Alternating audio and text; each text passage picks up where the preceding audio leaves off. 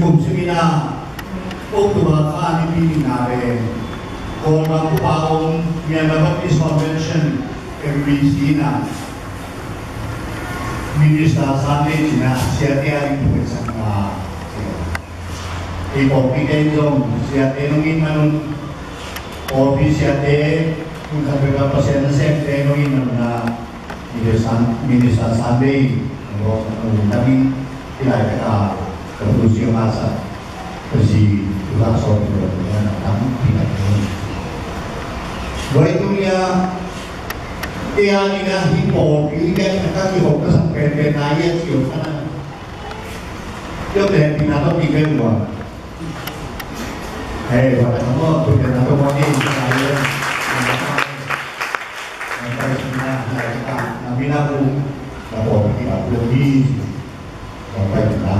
mengalami kapan kapan dalam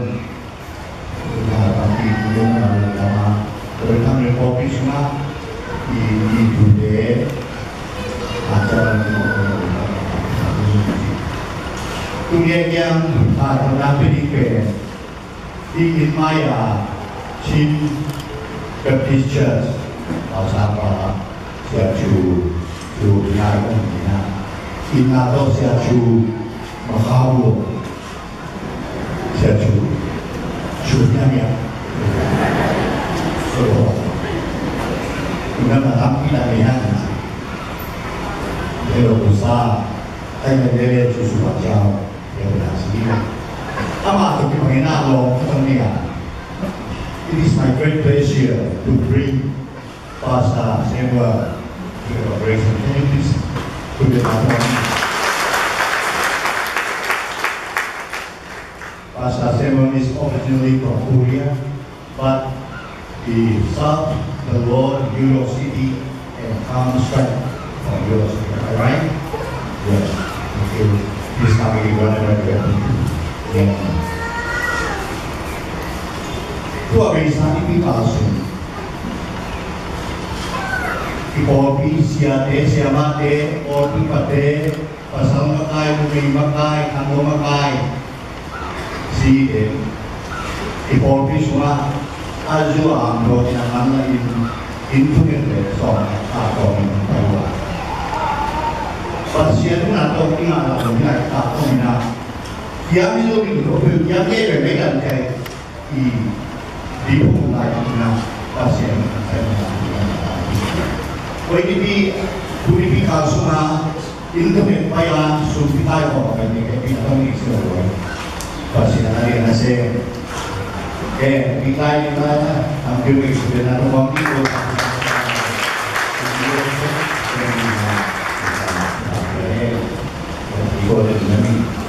Isungal dia semua. Siapa itu bina pasien itu bina, dengan tidak boleh somnya lekuare, somnya leku, boleh jadi somnya, doa senang somnya. Tua happy macam jadi single nanti. Bapak tidak nanti dia somnya, dia siapa, bina dia itu orangnya jadi balai. Pasien itu memang entah kalau sem berasa sem balik. Pasien dia pun pasien ini yang berasa sem ting jadi balai. Pasal kelonggan nanti ting segi itu soal itu ngale jadi besar ni. Pasal tanam seperti kami yang mungkin hari ini mau coba kembali lagi. Macam duit na ting som, ting nale tu som ya itu bersama. Kalau ting na ting dia itu bisa siapa kasar. Ayo begini apa sih awal? Macam apa? Untuk ini, kopi sudah na, kopi maya itu na. Pasien ini isulungi. Ilmu dalam pasien ini, karena isu yang itu kita lagi yang bila ada kepilih ini,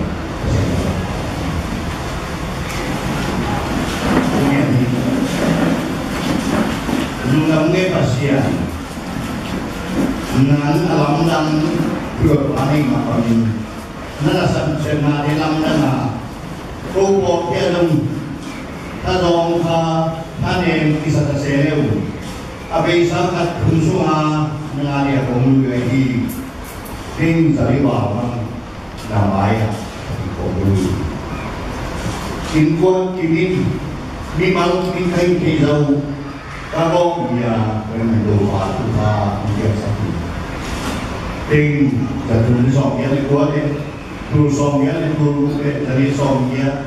dolar jangan song sekitar itu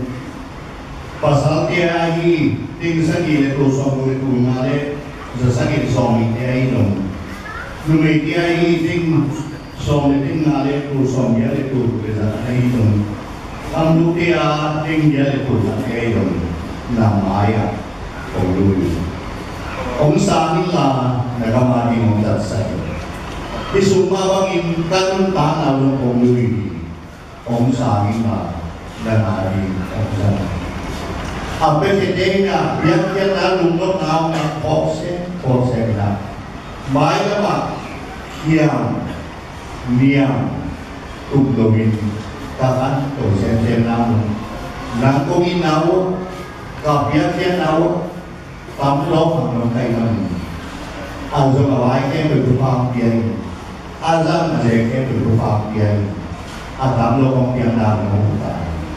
thì sủng thế tăng in là nâng đi ông ta sẽ đi gì tổ hóa thì sự bình thường của mình hết tin ông ta cũng có cái gì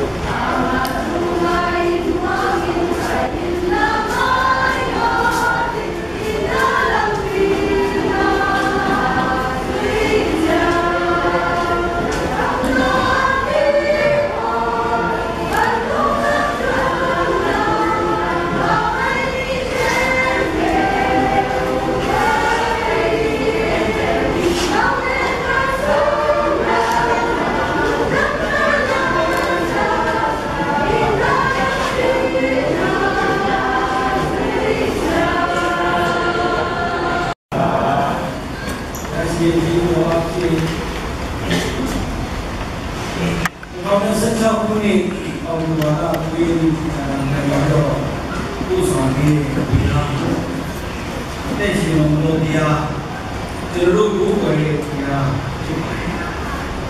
ဘုရားဒီမှာပါလို့ဆိုလို့ရှိရင်ဒီကနေ့တယ်ပြီးတော့ဒီချိန်တိုင်းမှာကျွန်တော်တို့တယ်ပြီးတော့ရောက်ရှိနိုင်မှုအကြောင်းရှိဒီသူချင်းမရန်မရှိတဲ့ဒီလိုများကနေပြီးတော့မမှုလို့ဆောင်ညာနေဒီတော့အင်းဒီမှာချင်းပါပြီးတော့ဒီတော့ပါလိမ့်မယ်မမှုလို့ဆောင်ညာအတွက်စတောင်းပြီးချင်းဘုရားကိုယ်ချင်းသူ့လိုတဲ့ခါမှာဒီလိုမျိုးကြားတင်လာဝင်နှောက်ပြီးငါရှင်ကြီးတော်ကိုချီးမွမ်းလို့ဒီအချိန်တိုင်းကိုပြင်ဆင်ပြီးတဲ့ရေပါခင်တေဝဆရာကြီးတို့ကမှမလို့ဆောင်များ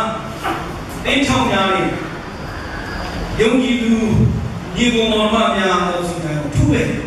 ကျေးဇူးတင်ပါတယ်ဆိုတဲ့အကြောင်းဒီမှာဥစ္စာဘုရားဘုရားဒီချိန်ကဆိုလို့ရှိရင်ကျွန်တော်ဒီကြားတင်လာဝင်ပြ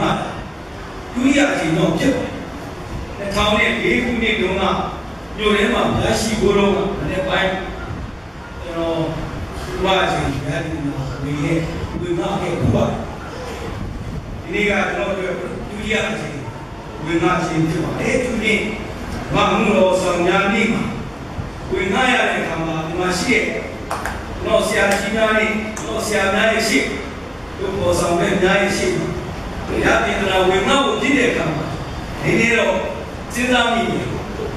ပေါ်ကြတယ်ပဲအလုံးရဲ့စတောင်းပေးခြင်းအဖြစ်ဘဝအသေးကိုပြန်လည်ရပြီးတော့ဒီနေ့ညာရှိမှသူ့ရဲ့နှုတ်ကကြားတော်အဖြစ်ဒီနေ့တက်တာဘယ်လိုစကားမျိုးကြီးပြောနေလဲဆိုတာအားလုံးဒီဘာပြန်လို့ခိုင်းကြတယ်ဖြစ်ဒီနာတို့ရဲ့ဒီလိုဥက္ကဋ္ဌကနေပြီးတော့အကြတော်ပြီးပါပြီးပြီးဟောပါအဲ့ဒီဆက်တော့မရှိတဲ့အကြောင်းအရာများနဲ့ပတ်သက်ပြီးတော့ဒီနေ့အားလုံးဒီဘာဝင်နာဟောအားကြီးဘူးဖြစ်ပါတယ်။ဒါကောင်းစီမှာမနေ့ကဘယ်လိုလဲလုပ်ရင်းနဲ့ဘုံနဲ့ပြောတဲ့အခါကျတော့ဒီလူကဖြစ်ပါလိမ့်မယ်။တင်းအောင်များကိုချစ်ပါတင်းဝင်များကိုပြုစုပါဒီမှာလာဘောဓာကြီးဒီကိကဘုရားကြီးများကိုများနေတဲ့အခါတော့ဘောဓာကြီးဒီနာနာကိုပြုစုရမှာလားဆိုတာဒီမှာဆိုတဲ့အတွက်ကြောင့်တင်းဝင်များကိုပြုစုပါ Let your pastors carry your membership to your town. We need to serve God. We shall be. ဒီပါလိမ့်။ဟောဒီနေ့ဒီလူသားတွေကျွန်တော်ရည်နာဝိငှဝိရအတွက်စဉ်းစားပြီးဟောတရားတွေကိုပြည့်စုံတဲ့အတွက်ကြောင့်ဟိုမှာလိုပဲကျွန်တော်ဝိငှဝိရအတွက်ဆုံးဖြတ်လိုက်။ကျွန်တော်ဒီနေ့ကြည့်စဉ်းစားတယ်တကယ်လို့များကျွန်တော်စက်ပစ္စည်းမှာနေတော့ကဆရာခုံပြောလို့ကကျွန်တော်ရဲ့ပေချက်ပုံမှန်ကြည့်လို့ကကျွန်တော်ရဲ့ညာဘက်ကျွန်တော်အလေးပါကျွန်တော်ဘေကဆရာဟောတဲ့ပစ္စည်းမှာစီစီတာရတာတော့ကောင်းဒီနေ့မှာစစ်စစ်တာရတာဒီနေ့တော့ကောင်းဆိုတော့ပေါဝင်တဲ့ပစ္စည်းမှာကျွန်တော်နေခဲ့ကြတယ်အချိန်လေးကိုလည်းသိရမယ်၃နှစ်၃လို့ကျွန်တော်နေတဲ့ခါကြတယ်တို့ပြောတဲ့စကားတွေကျွန်တော်နားဆောင်တဲ့ခါကျတော့ဒီစကားကိုကျွန်တော်နားလေ။ကိုယ်ညာလေပြန်တော့ကိုရတော့ကတို့ဆက်တော့၃ရက်တာတို့ရဲ့ဆက်နေမယ်ဆိုလို့ရှိရင်ကျွန်တော်ကောင်းကောင်းပြောကြပြီလို့ကျွန်တော်ဟုတ်။တော့တော့ပါတော့ပြောတာကိုညာလေဒီနေ့ရတဲ့လာဝင်တော့ဒီရတော့ဘယ်လိုကိစ္စလာလဲဆိုတော့ဒီစကားတွေတဲ့ကိစ္စဆိုတော့တရားရည်ဒီမှာလူပဲကျွန်တော်ဝင်လာရစီလို့အားလုံးမကြလို့ဟောကျွန်တော်ဒီနေ့ဩဝါဒစာလို့ခေါ်တဲ့ကြတဲ့နေနေကျွန်တော်လူကြီးလူများရဲ့စိတ်ထဲမှာနည်းနည်းကောင်းစုတင်နေတယ်နည်းနည်းတိကောက်လေးဖြစ်နေတယ်ဒီဘယ်မှာမှရင်းတယ်နည်းနည်းအားလုံးကစဉ်းစားကြပေါ်လာရလေတော့ကြဟိုကြဘယ်သူကရေးတဲ့သူရဲ့ကိုချောင်းကိုကြည့်ရအောင်လူကဒီကြကြရေးမလည်းမသိဘူးဘယ် သူဒီစီကိုရင်းမလေးဒီချာချာမသိတဲ့ကျမ်းစာဖြစ်တယ်တော့ဘာနာလည်းသူတို့အားနဲ့သူတို့အမြင်နဲ့သူတို့ညုံညုံပြောကြတာအရှိရတယ်တဲ့တော့ကျွန်တော်တို့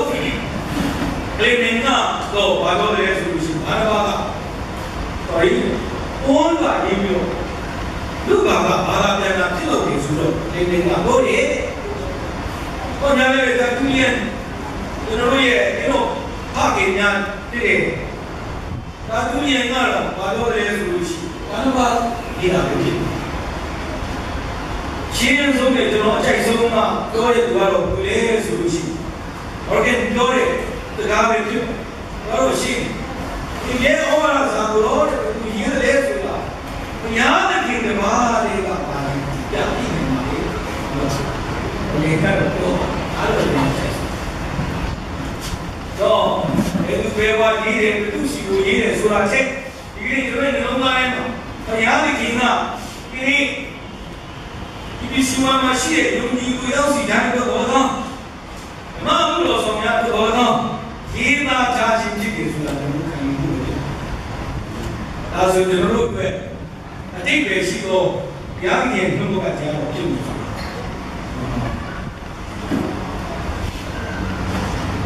ဘာဒီနေ့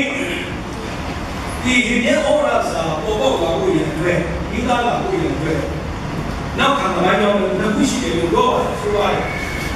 ဘာလို့ဒီအတိုင်းပဲအဲ့လိုမျိုးများဆိုလို့ရှိရင်ဓမ္မစဉ်းစားကြည့်တဲ့သူတွေးပေါ်ခြင်းတဲ့သူတွေတော့ဆိုခြင်းတဲ့သူတွေဖြစ်ကြတဲ့ခါကျတော့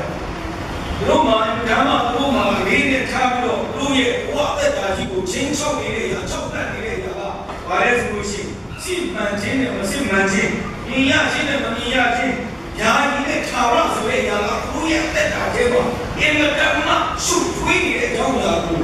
တို့အဲ့ဒီဖြစ်ခါတုန်းကရှင်းခဲ့ရတယ်ဆိုတာကျွန်တော်တို့တွေ့ရှိရတယ်ဒီနေ့စကားနဲ့ပြောမှဆိုလို့ရှိရင်မူကြီးနဲ့ပြီးဖို့ပေါ်တာကျွန်တော်ဒီလောကမှာတက်ရှိနေရတာရှင်းတာဆိုလို့ရှိရင်ဒီညတာဖြစ်ခဲ့ဒါကြောင့်မူကြီးဆိုတာဒီနေရာမှာရှိနေတယ်ဆိုတဲ့လေတူကစတော့သူတို့စဉ်းစားခဲ့တဲ့တွေးပေါ်ခဲ့တဲ့အရာကသူတို့ပြီးလို့မျိုးတွေကိုနှောင်းဖို့ခဲ့တယ်ဆိုတာကျွန်တော်တွေ့ရတယ်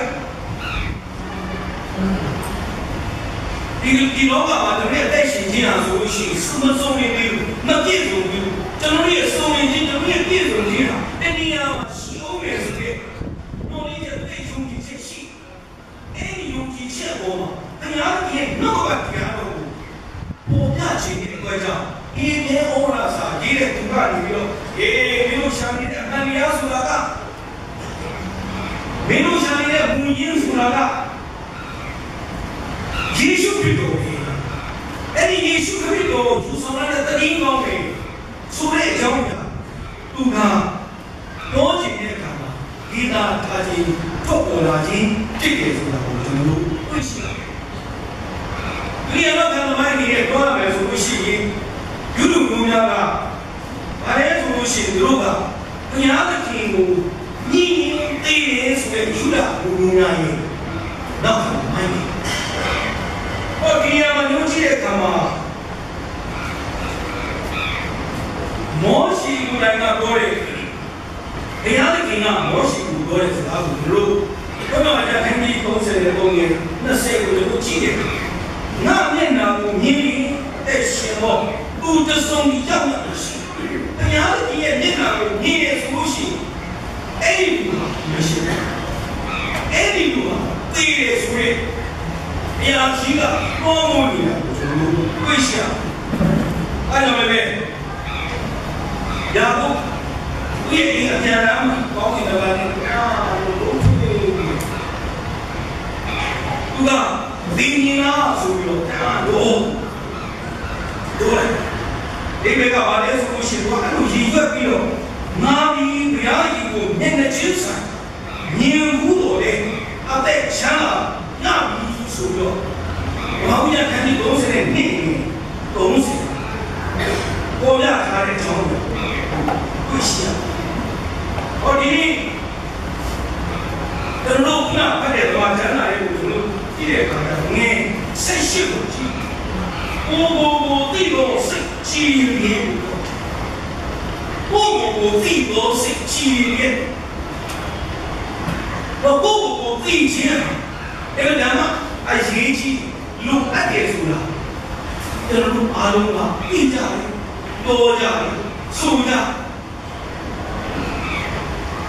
我今天，我嘛强调那个我最钱讲不了的。我最多是纪念数了，没有如果来的数了，这种零啊，公啊，有。关键是里面，我最多最多的，我拿来我最多，第哪样？以上的第六个人啊，理解住了。有啊，看你不是哩，你拿叫中都接，有吧？有的是啥？对呀，有吧？哎呀，哎呀，那底下不停，地喽，哎，这老弟拿来加固啊，加固的，地固的，干啥固的，多年的。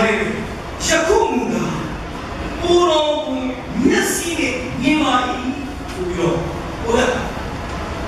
哎，你老白嘛，先不老，大概就是微信，多讲，啊，这都，我有下娃一，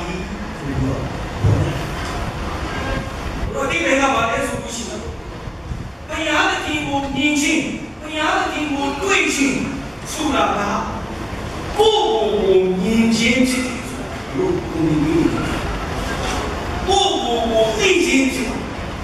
你给你讲到别人给我雄起心，别人给我国怪心，出来了。我最年轻，我年轻，有吧？因为别人给我对付吧，我的领导我家不吧，多少年了，啊我家一年的年对付吧。因为头上有下，然后我你那个呢，人被挖出了第二期。我哋讲我记得看嘛，对不对？被留言的有不要，人家都往哪派？哪派呢？大家都，哪搞嘛呢？你说的哪个哪里的？人家要水了。那个我就是不说没有我心里说了些这种水吧没有这种光有哎我家里干嘛今天我想那年做到那奥利比我不应该给他我来说许我为有年龄继续不是说我不该这种一年都去吧，这种事啊，做工吧，也许可以做好，别人的天大，但是我看到别人的大事了，没有你来干的，他对我旁心的心，他对我要说的心数了，没有啊，可别做我非来干的，别做我们来说，都不别人来给说了，我都对。把我这种事啊做了的嘛，对吧？这种啊，从小家搞的不去，别人都不去，我那个太不讲都不去，这种事啊做了的嘛，属于有个多来劲，不咯？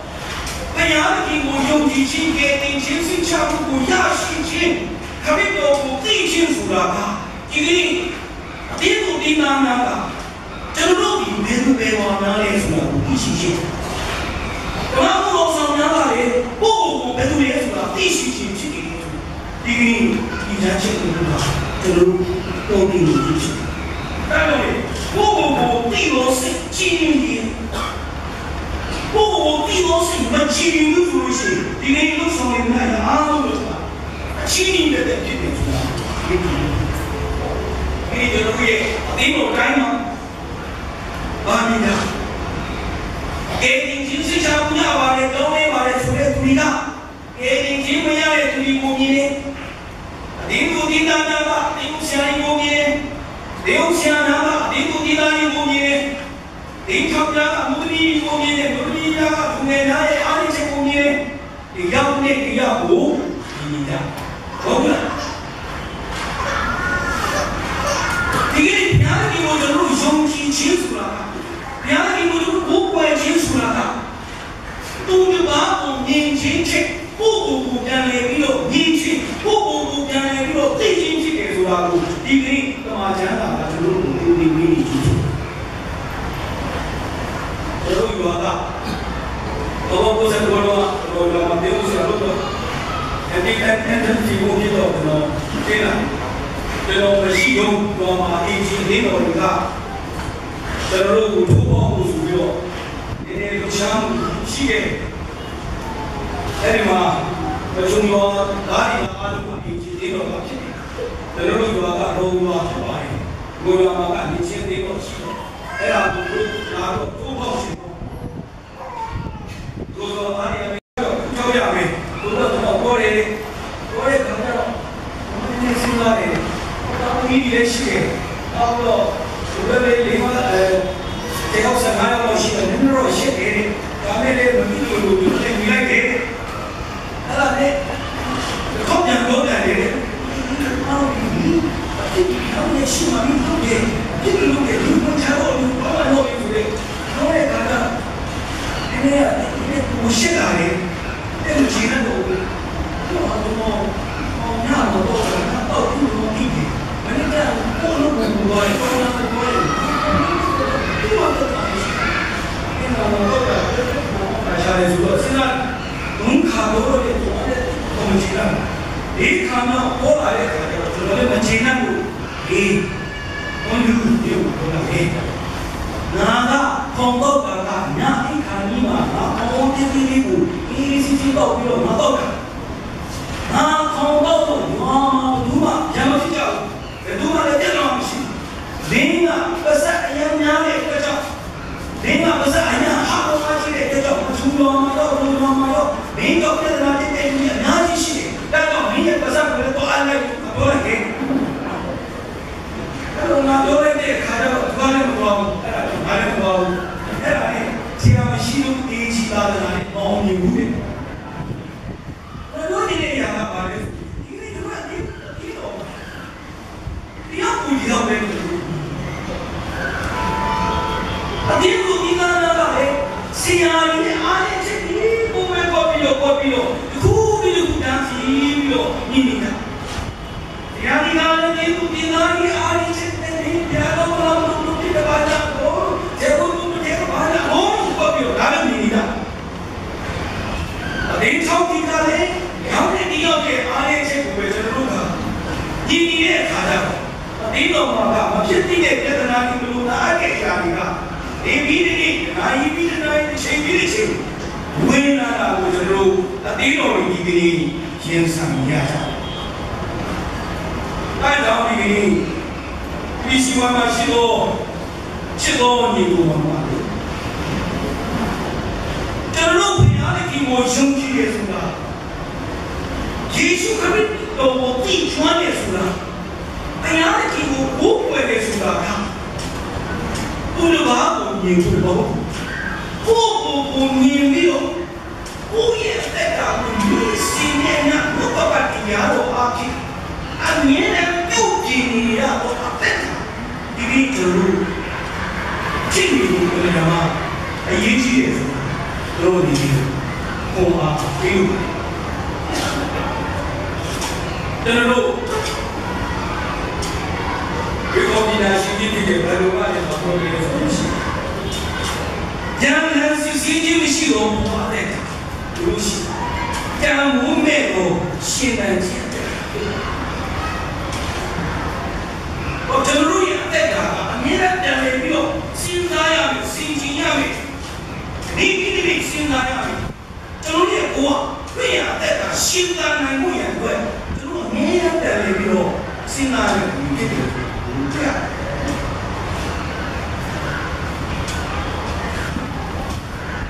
ကျွန်တော်ဘာလဲရတော့ ကျွန်တော်ရဲ့အသက်ကလည်းမှာရောက်ကိုရောက်ပဲညီညီကြတဲ့ခါကျတော့ဒီဥကလည်းသူ့အလုံးမလို့ဒီခေါင်းဒီကလည်းဒီလိုအလုံးဒီလိုကလည်းယုံကြည်သူတိုင်းအလုံးဘုံမျိုးအမှုကမှဖြစ်လာတယ်ဆိုတာလည်းပဲဒီလိုလေးမှာကျွန်တော်တို့တွေ့ရှိရဒါရီကအားလုံးလည်းလို့ရှိရင်ဒီလေးဟောလာတယ်ဘုရားအားလေးကိုတီရောစိတ်မကြည်နဲ့တော့ဖြစ်နေတယ်ဒီညမှာကျွန်တော်တို့အားလုံးလည်းသာမှာကာတော့ကိုပြီးချိန်ပြီးထားတယ်ကာတော့စက်ွက်လေးတွေကလောရနာမှာဘောကြကိုကြီးကိုကဒီမှာရောကတည်းကတော့ဥရဲ့တော့မာရီရဲ့အတွက်ကြောင့်ရိစ္ဆာစိတ်ကူးဆရာဝန်ကြီးစီသွားပြီးတော့ဒီမှာကျွန်တော်ကျွေးကျိုးသွားရတာသွားပြီးပြတာဘူးတော့ဆရာဝန်ကဘာကျွန်တော်ကျွေးတာလေချုံလို့လာလို့နေလိုက်တဲ့အခါကျတော့လေဝါကြီးကဟောဘူးလေကျွန်တော်ကမာတင်ကိုရဲကတွက်ဒီကိုနှင်းရတာဒီတော့တွက်ဒီကိုမရှိဘဲနဲ့တော့ငါဆိုတော့ဖြစ်တယ်ဟောလိုက်တယ်ကျောင်းမှာဘာလို့လဲလို့ဆိုတော့လို့လို့ဆိုတော့ဟောလိုက်တယ်အဲ့ဒါလေးလည်းတော့တရားလေးဟာတိုင်းပြီးတော့ငါတော့အောင်းတော့ညမျိုးတက်တော့ဥဒပြီးပါအောင်ဆိုတော့ဟောတဲ့ခါကျတော့ဒီပါဦးကျောင်းမှာအိဆန်စိတ်ကိုကျောင်းမှာဟောဘာလို့အားယူငါလေးကလမ်းမှာချီးဖွင့်ပွဲရှိတော့ဘာလို့အောင်ဒီမှာငါပြန်လာတဲ့အချိန်ကဒီတော့ဥဒပြီးလို့ဆိုတော့ဟောတယ်ပါဘုရားကတော့ငါလေးကိုလို့ကျောင်းမှာလေးသူမလုပ်တဲ့အရာကိုဘာလို့နေတဲ့ခါကျတော့ဘုံလုံးကအဆက်ဆက်ဒီကဘုံလုံးဝဲဆိုဘုံတော့ပြဿနာကကဲလာတဲ့ခါမှာသူရဲ့ဘုံကဝိညာဉ်နဲ့မှာတော့ကျွန်တော်ရဲ့အင်းတော်မှာတော့ပြဿနာရှိရတဲ့ဆိုတဲ့အကြောင်းကတော့ဆရာ OBJ ကပြီးတော့ဒီမောင်ထိုးပြီးတော့ကြပါပေးသွားခြင်းဖြစ်တယ်။တော့ဒေဝဆရာများကလည်းအင်းကိုလုပ်လို့ဒီလိုလုပ်ဖို့တို့ရဲ့အင်းကိုတင်နာနာကိုကောင်းမွန်စွာပြုစုဖို့ဒီလိုဆိုင်ဖို့ပါတယ်ကောင်ဖြစ်လို့အင်းကိုတင်နာနာကလည်းကိုယ့်ရဲ့အင်းကိုဆရာမများကိုချီးရဆိုတာဒီကျွန်တော်ရဲ့တော့တိတ်တယ်ဗျာဒီကကျွန်တော်ကိုပေးထားတယ်တော့တိတ်တယ်ဆိုတာပြရအဲဒီလိုပါပဲ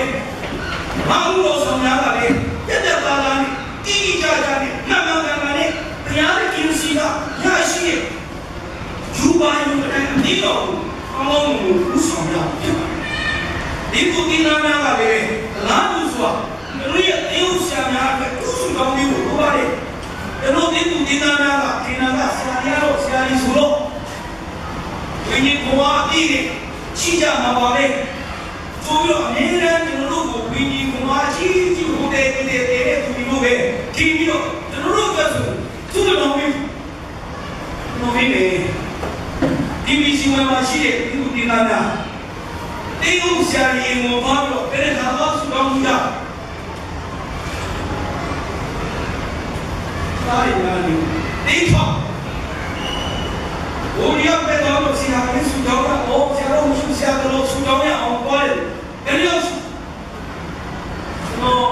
ရတော့နာမလေးပါအဲတော့ဘုရားကကြာဘုရားကတော့ဟောရတယ်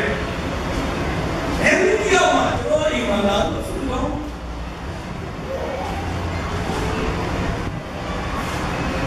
ဝိညာဉ်ဘဝကြီးတယ်တော့ဘုရားဒီဘဝနေတယ်လို့ပဲမြင်တာ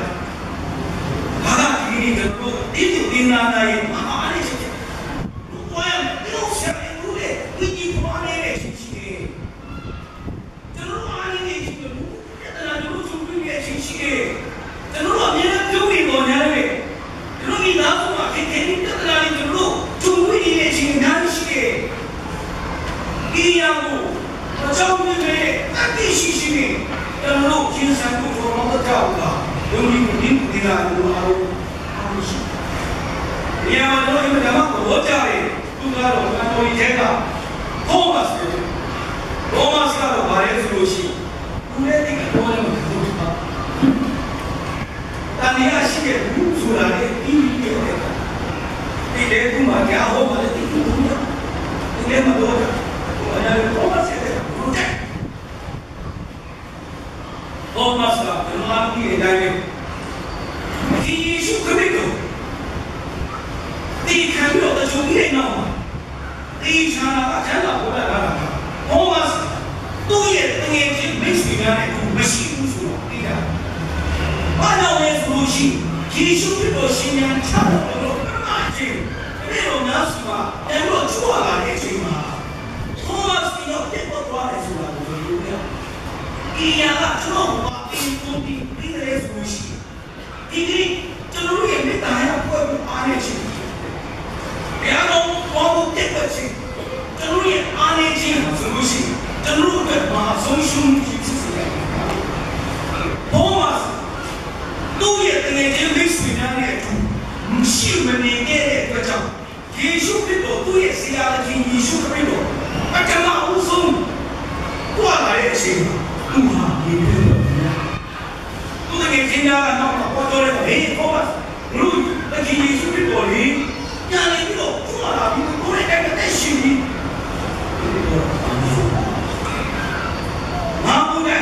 အဲ့ဆမ်းလို့ငါကိုယ်တိုင်သူ့ရဲ့တရားတွေကိုမြေကမှာဆုံးနေဆိုတော့တော့ခဲ့ပေါ်မှာဒီကိစ္စလို့ခေါ်ဟန်ဘူးဒီကိစ္စအသေးတော်မှာမိတ္တဟာရဖွဲ့ဖို့ဒီကိစ္စအသေးကိုတင်လာမများကျွန်တော်ပြည့်ွက်ခြင်းအဖြစ်ကျွန်တော်မှာဆုံးရှုံးမှုမမြင်ရတဲ့ဆုံးရှုံးမှုရနာရှိတယ်ဆိုတာအသေးကိုတင်လာများဒီကိစ္စနားလေသိရှိထားတယ်ကိုကြီးကပဲဓမ္မဘုရားဆောင်များပါလေပဲအားကူပဲခါရီကတို့ကဘောလို့ဆောင်တဲ့ခါမှာတို့ရဲ့စဉ်းစားတာမတူညီတာလည်းနိုင်ရှိတယ်အဲ့ဒီမတူညီမှုကြောင့်တို့ခါရီကရဲ့စီမံပြေစကားပေါ်လာပြီးနိုင်ရှိတယ်ဘာလို့ဆောင်ချင်းချင်းဒီမှာလေဒီညာတွေလည်းအဲ့ဒီညာတွေကြောင့်ကျွန်တော်မိသားရဖွဲ့ဖို့ဒီလိုပါဆွေးနွေးမှုတိုင်ပင်မှုတက်ွက်ခြင်းအပြင်ဒီတို့ရဲ့တက်တာထဲမှာဆုံးရှုံးမှုအများကြီးတို့ကြုံတွေ့ရပါတယ်ဆိုတာကိုသိရှိပါအားလုံးဘောမဆဲတဲ့တာရိုးရှိသူဟာမသိတော့အရာကိုလည်းပဲမသိတဲ့အကြောင်းရှင်းရှင်းလင်းလင်းရဲရဲဝံ့ဝံ့မြင်တဲ့သူတို့သိရှိပြီးတဲ့အခါမှာလည်းပဲသိရှိပြီးတဲ့အကြောင်းတတိရှိစွာရဲဝံ့စွာနဲ့တန်လည်ပြီးတော့တောပြရဲတဲ့ဖြစ်တယ်ဆိုတာကိုတွေ့ရတယ်ဒီနေ့တို့ဒီမှာရှိတဲ့လူကြီးလူကြီးတော်တော်များများသူတို့များနားပေါ်အဖြစ်တို့တတိရှိရဆိုတာတို့နားလည်တာကတို့အမှန်တော့ဒီကျွန်တော်တိုင်းဝိုင်းထဲမှာကျွန်တော်ဒီလိုမှာတို့တိုင်းဝိုင်းထဲမှာလူအပ်နေတဲ့ရာဖြစ်နေတဲ့ရာပေါ်မှာမဟုတ်ဘူးဆိုလို့ရှိရင်ဘုံရဲ့အကြောင်းရဲဝံ့ဆိုတော့ရှိတော့ရဲဆိုရဲချင်းကတို့တတိဟိုဒီနေ့ကျွန်တော်ယုံကြည်နားမှာရောတရုတ်ဆရာများမှာရောဒီပြောရဲဆိုတဲ့တက်ကြီးအင်မတန်မှဘူပါအင်မတန်မှလည်းအရေးကြီးတယ်တို့သောမတ်ကိုကြည့်ရဆိုလို့ရှိရင်လည်းမပြတ်သားတော့ဘယုံဒီကတန်ရတစ်တာကိုလည်းရှင်းရဖို့တော့ရဲတဲ့ဖြစ်ဒီကျွန်တော်ရဲ့တက်တာထဲမှာတန်ရရှိနေခြင်းရာကဓမ္မဘုရားဆောင်များနဲ့အတိအကျနာများရဲ့ခြားထဲမှာပြဿနာရှိနေတာ။တန်ရရှိနေတဲ့အရာကိုဒီလိုကျွန်တော်ရဲရဲမှုပုဂ္ဂိုလ်လေးဆွေးနွေးမှုတိုင်းနေဖို့ဆိုတာဒီလိုအောင်ဒီလိုမှလည်းမှာဒီဘုံထားတဲ့သောမတ်ဘုံထားတဲ့သောမတ်ဝယ်ဝယ်နဲ့မယုံကြည်တဲ့သူတန်ရကိန်းရှိရှိနဲ့ယုံကြည်တဲ့သူဒီကျွန်တော်အဝိဇ္ဇာမှာပုံနေမှုတွေနားကြည့်ပေါ်လာတဲ့အခါလွယ်လွယ်နဲ့သွားတော့ယုံကြည်မိမယ်ဆိုလို့ရှိရင်ဘုရားဒီပြေပြေဝယ်ရှိဒီကျွန်တော်နေရာက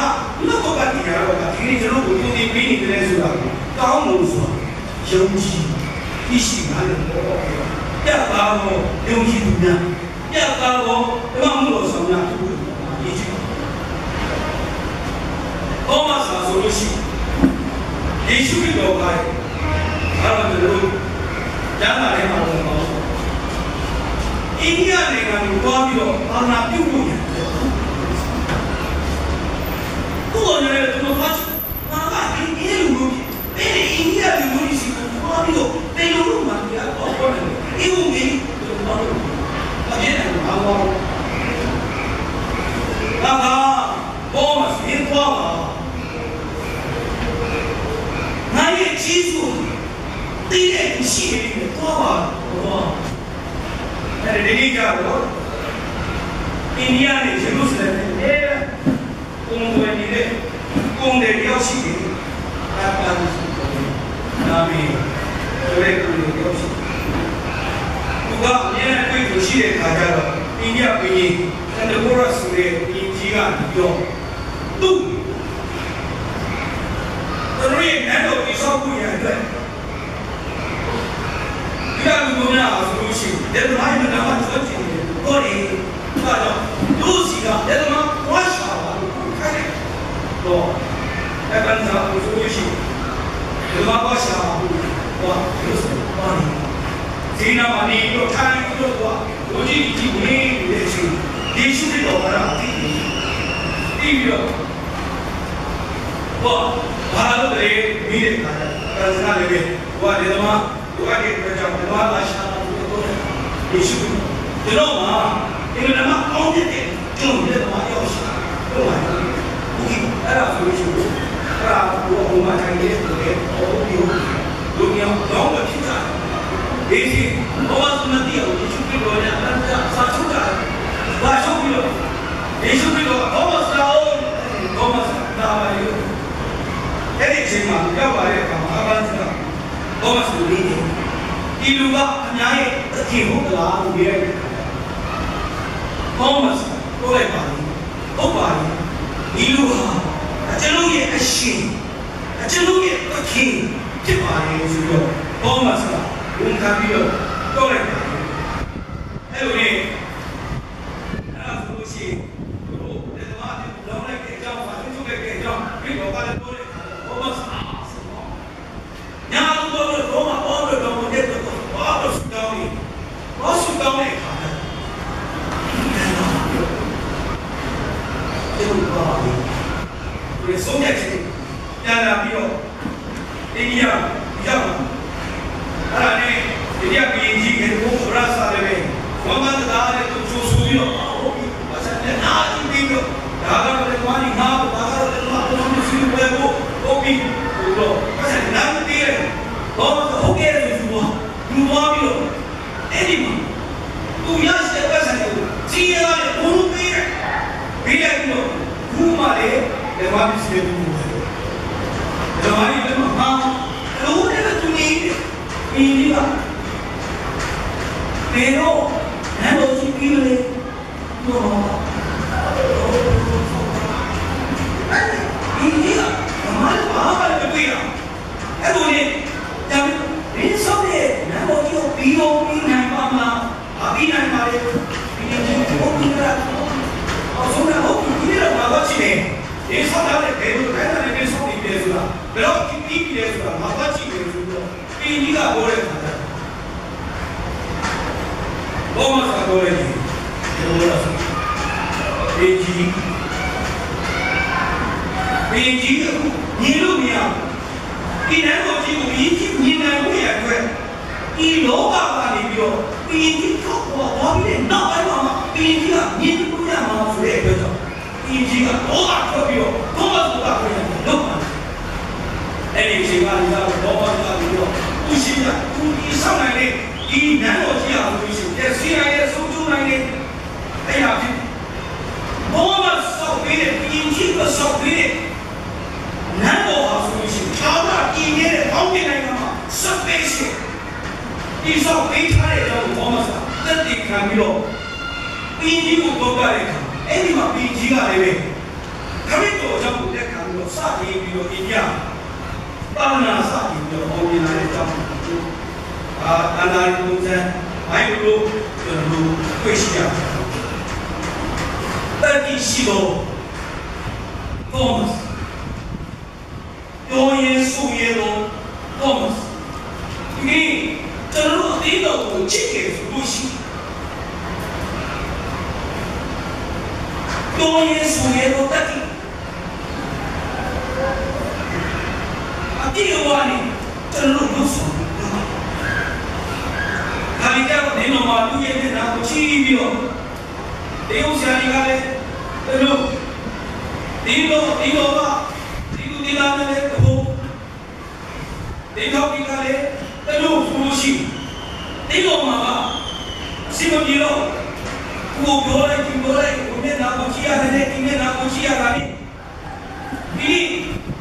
把那几部电脑不要会，电脑嘛要电脑不要记一下吧嘞，那嘞这路上面啊，咋嘞？电脑不电脑，熬夜的了，夜里网络停下的了，那停下不住了，这路没把人拿不起，电脑嘛这路危险，那要这个这个，你跟我马路。这路电脑不起的是不行，这路电我想拿不起的是不行，因为这路高也属于，因为电路电脑里嘛，系统的嘛，已经，这路没办法去的，电视要看，你毕业他就路看有那些别人路的不，路别看家咯，不业，那没办法，不业不了，钱上哪去不业不了，就不业安尼这就。那话嘞，不也安尼切，你不然个，你不听那就不要给大家咯，你不听那哪里个，也安尼切，你来给。东个先生，我嘞，哎呀，我也安尼切，你三个嘛，你不来嘞，哦，大家，怎么也安尼切进去嘛？你不听那哪个，对呀，你不念不切，你。这路一，这路也安尼切，这两个题目门面家话哪是啦？有些个越南路，你呀有标准的啊，一个题目，你个三个不对的，记错了，我看，你这路也，有些呢不对呀的，不会你这路，讲没得不会，俺就说的有些那个嘞。那是不是你们那边的？这路边的前面不一样的呀，刚我说来看妈妈，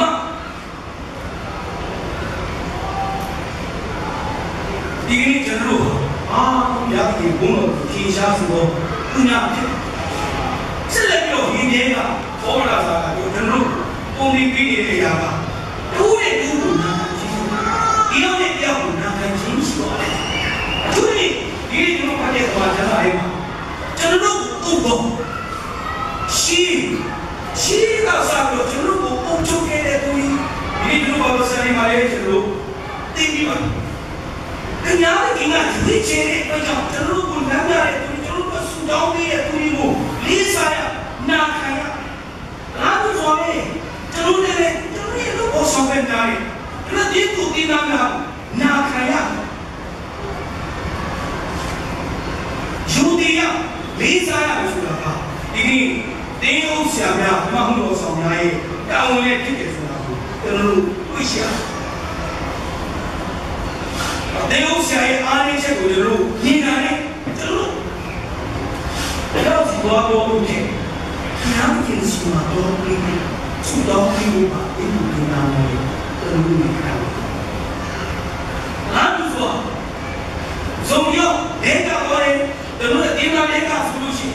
但是要读书比别人有强比我吧，有下来的，网络上来的，但我们听得出来，今天这路阿龙非常的多，今天这路刚上面后，电脑我起码就是把别人的打我那的话也是东西的，那看路，这是这个，那看不一样的，你的电脑嘛，你就是你要嘛使用那要保人家钱，你那要汇钱，这样也是他不难看不。你这路不到这路不难家不，这路不从ကတုံနေပြီးတော့သူများကိုလေနာတာကိုရတော့ဖြစ်တယ်ဆိုတာဒီနေ့အဲ့လိုသိချင်တာပဲဒီနေ့ဒီတော်ကြီးမှာဒီမိုကရေစီဆိုပြီးတော့လက်လို့စပယ်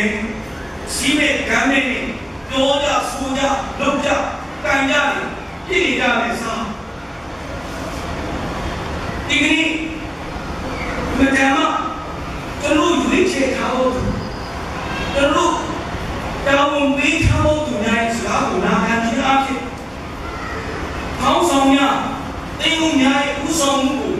လမ်းပြမှုကိုခံယူပြီးတော့လှုပ်ဆောင်ခြင်းပါဝင်ခြင်းအားဆိုလို့ရှိရင်ကျွန်တော်တို့အတွက်ဒီမတမ်းမလှပတော့အသက်တာများဤဆောင်နေခြင်းနဲ့ဖြစ်ပါလိမ့်မယ်ကျွန်တော်တို့ British ရဲ့ဝန်ကြီးချုပ်ပြည်လာခဲ့တဲ့တယ်လီဘော့စန်ကိုရှိပါတယ်။သူ့ရဲ့မိတ်ဆွေများကဝန်ကြီးချုပ်ဖြစ်လာတဲ့အခါကျတော့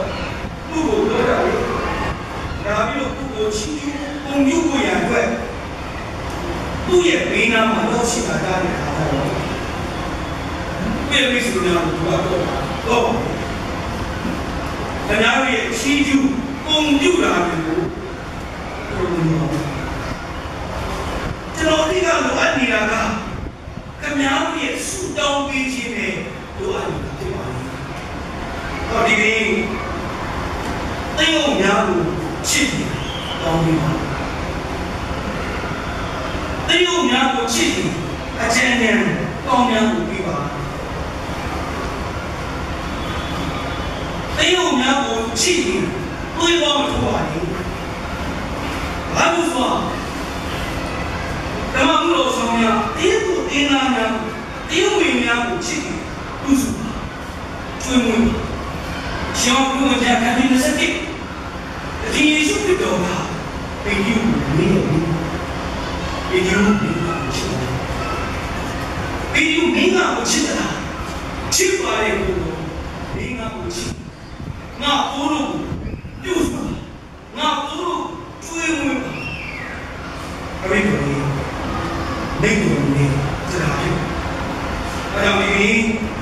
ဒီယေရှုခရစ်တော်ကိုချစ်ရဲ့ဘုရားသခင်ကိုကြောက်ရဲ့ဘုလိုနဲ့ပါဝင်တော့ဓမ္မဘုလိုဆောင်များအနေနဲ့ဘုရားသခင်ကိုချစ်ဒီလူဒီနာကိုချစ်အတင်းတော်ကိုချစ်တယ်ဆိုလို့ရှိရင်အတင်းတော်ပါရှိပါဝင်ကြတဲ့ဒီလူများကျွန်တော်တို့ပြုစုဖို့ကျွေးမွေးဖို့ဒီနေ့ကျွန်တော်ဘုရားသခင်ပေးထားတဲ့တောင်းလို့ဖြစ်ပါလေဆိုတဲ့ဘုရားရှင်要是爱我，别说你们，高兴你把心。